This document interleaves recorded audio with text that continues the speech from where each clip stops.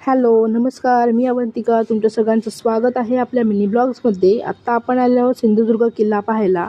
येत्यानंतर पहिल्यांदा आपल्याला हे माहिती फलक पाहायला मिळतं. त्याच्यावरती किल्ल्याबद्दलची संपूर्ण माहिती आहे. तर संपूर्ण किल्ला हा 48 एकरमध्ये पसरलेला असून माहिती फलकाच्या इथून पुढे आल्यानंतर आपल्याला किल्ल्याचं प्रवेशद्वार पाहायला मिळतं.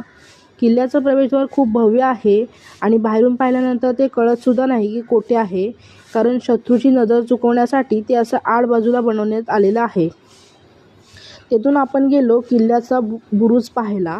वरती आल्यानंतर आपल्याला पाहायला मिळालं की किल्ल्याचा बुरुज हा 2 मजली बनवलेला असून तिथे मावळ्यांना बसण्यासाठीच्या जागा आणि शत्रूवर नजर ठेवण्यासाठीची जागा बनवलेली आहे.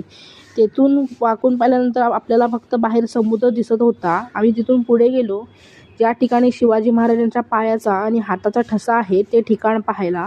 तेथे आल्यानंतर पहिल्यांदा आपल्याला शिवाजी महाराजांच्या पायाचा ठसा पाहायला मिळाला आणि पुढे गेल्यानंतर हाताचा ठसा. ते ठिकाण आता बंद केलेलं असल्याकारणाने आपण फक्त आतमध्ये वाकूनच पाहिलं. आणि जर तुम्हाला असेच माझे व्हिडिओ बघायला आवडत असतील तर चॅनलला लाईक करा, शेअर करा, सबस्क्राईब करा. धन्यवाद.